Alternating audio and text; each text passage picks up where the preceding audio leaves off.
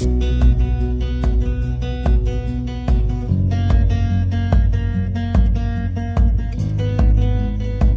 masacre de Trujillo, que se dio entre los años de 1986 a 1994. Esta masacre se dio en los municipios de Trujillo, Río Frío y Bolívar, dejando un saldo de alrededor de 245 muertes. En esta masacre se dieron crímenes de lesa humanidad que van desde tortura, secuestros y desaparición forzada. Estos actos fueron dados principalmente por el Ejército de Liberación Nacional, grupos de narcotraficantes y la Fuerza Pública de Colombia. El motivo de estos acontecimientos eran principalmente la limpieza social, la presión política, asimismo como la eliminación de testigos y el despojo de tierras para sus propios beneficios. La mayoría de víctimas de esta masacre y este conflicto fueron campesinos, pequeños comerciantes, líderes sociales, líderes religiosos, trabajadores de la salud y policías. Esta masacre consistió en que el ELN, el Ejército de Liberación Nacional, amenazaba y extorsionaba a los narcotraficantes de esa región. Asimismo, mataba a la fuerza pública, policías y ejército nacional. Para esto, los narcotraficantes hicieron alianzas con el ejército nacional y con los policías, es decir, con la fuerza pública. Hicieron acuerdos de matar al ELN para así poder acabar con su problema. Sin embargo, de ahí se crearon los paramilitares. Este grupo de paramilitares, para poder obtener su botín, mataban a sangre fría a campesinos y los hacían pasar como positivos de grupos armados. De aquí nacen los falsos positivos. Lo que ellos ganaban en el caso de los narcotraficantes era obtener las tierras de los campesinos y poderlos convertir en corredores de coca. Uno de los actos que fue más memorable dentro de estas fechas fue en 1989, donde se realizó una marcha entre las veredas de Trujillo iniciadas por el padre Tiberio Fernández, en donde los campesinos buscaban que la alcaldía prestara atención a sus necesidades, arreglando las carreteras que conectaban las veredas, permitiendo de que se crearan puestos de salud en las mismas, así como escuelas para obtener una educación y una salud digna. Sin embargo, estas marchas fueron acordonadas por la fuerza pública, ya que eran acusadas y señaladas de ser promovidas por el Ejército de Liberación Nacional, sometiendo a la población y negándoles sus derechos a protestar. El máximo terror de entre estos años se dio en 1990, ya que sucedieron las desapariciones y las masacres de la Sonora y los ebanistas, asimismo como el homicidio del padre Tiberio Fernández y sus acompañantes. La fuerza pública buscaba que en ese momento a todos los campesinos que tuvieran nexos con las guerrillas que se estaban formando, el ELN. Dentro de esta búsqueda, ellos tomaron a 11 campesinos que eran acusados de tener nexos con estos grupos y los llevaron prontamente a la hacienda del narcotraficante alias Don Diego, en donde estos fueron masacrados, quemados y prontamente descuartizados, para luego ser arrojados al río Cauca, cuyo cauce más adelante generaría impacto en sus familias y en el pueblo, encontrando cada una de las partes de sus seres queridos. Asimismo, dentro de esta problemática, lo que más interesaba era la lucha de poderes entre los narcotraficantes, el ELN y la fuerza pública, donde cada vez los que más eran vulnerados eran los campesinos y los pequeños trabajadores. Cada uno de ellos, de estos narcotraficantes, principalmente alias Don Diego y alias Alacrán, generaban en sus haciendas masacres en las cuales silenciaban a aquellos que trataban de protestar en contra de lo que estaba sucediendo. Estos eran llevados a esos lugares a causa de la fuerza pública, de la misma policía. Eh, Después de que sucedió todo esto, la gente, el pueblo, aunque sabían lo que estaba sucediendo, tenían miedo de hablar. No podían hablar temiendo que sucediera lo mismo y que su desenlace fuera desafortunado, dejando familias, hijos, esposas en completa soledad. Buen día. El impacto que generó la masacre de Trujillo. El primer impacto fue un impacto de terror. Los impactos de terror se pueden medir acerca de la cantidad de víctimas que se presentan en una población respecto a la cantidad de sus habitantes. La masacre de Trujillo se centró principalmente en el casco urbano de la población, donde hubieron 69 víctimas. En ese momento había en el municipio un total de 7.000 habitantes. También se presentaron víctimas en algunas veredas cercanas como Sonora, Venecia, Andinápolis. En Venecia y Andinápolis se reportaron 22 víctimas de un total de 5.000 habitantes.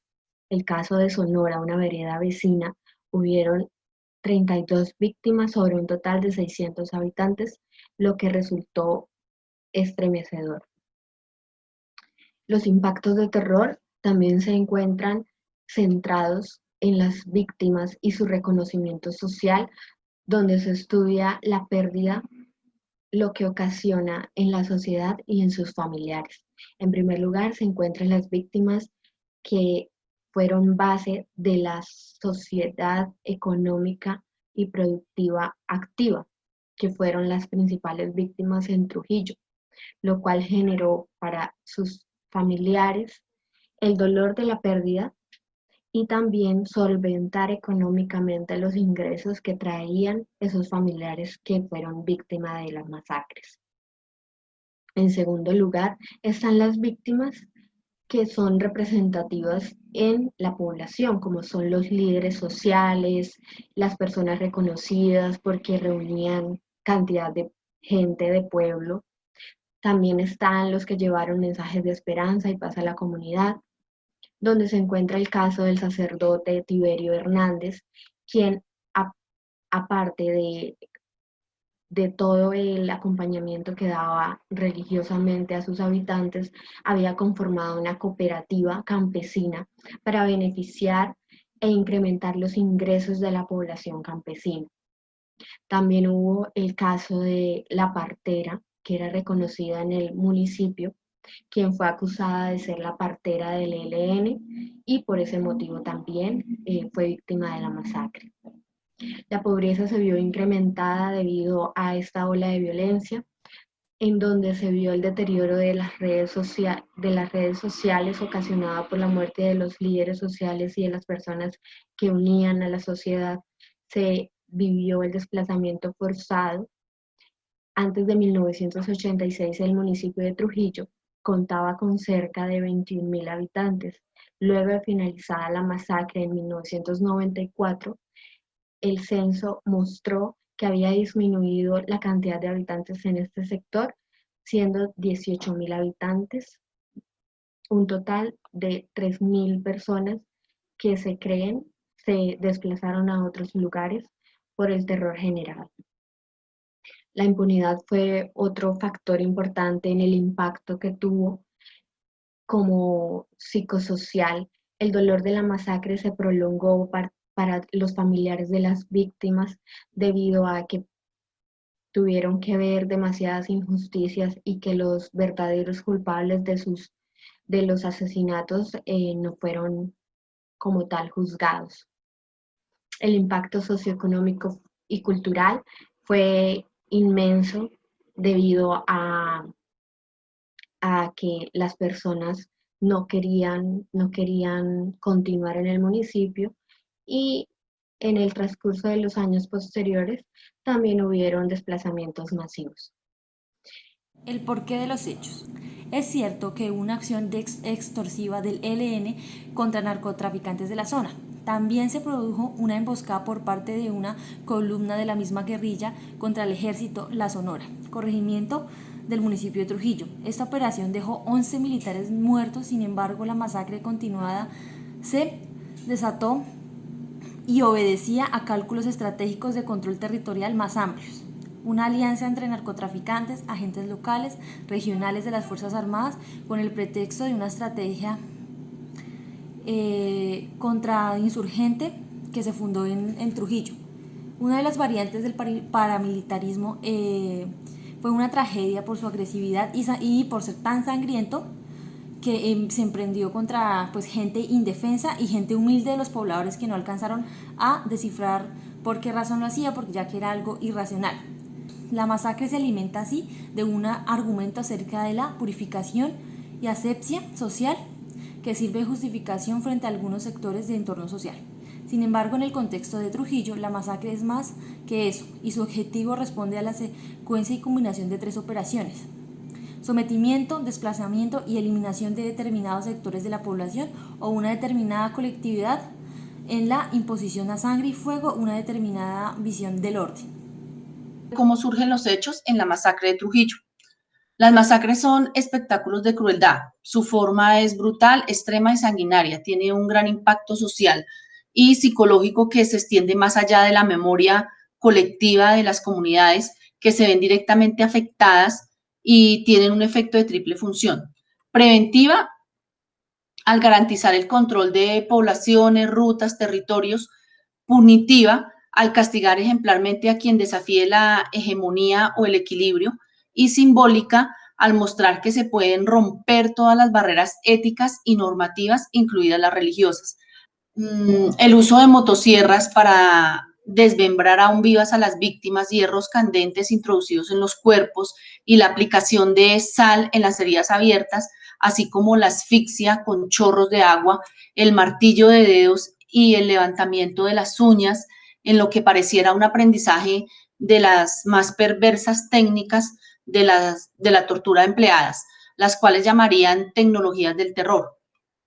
En el caso de Trujillo, es posible rastrear todo un conjunto de mecanismos inclinados a asegurar la impunidad de lo sucedido, unas de tipo jurídico y otras de carácter político, dentro de las que debemos resaltar, por ejemplo, los intentos de invalidación de los testigos mediante la desacreditación de su condición personal y de salud mental, la desaparición o alteración de pruebas y peritajes, las intimidaciones a los familiares de las víctimas y pobladores de la zona, la criminalización de las víctimas señaladas como auxiliadoras de la guerrilla, la fragmentación de la investigación criminal, convirtiendo en casos lo que es parte de un mismo proceso delictivo, y como culminación, la desaparición forzada del testigo central de los acontecimientos. Para darle continuidad al tema, pues tenemos que hablar claramente acerca del papel del desplazamiento forzado dentro del escenario de la masacre de Trujillo.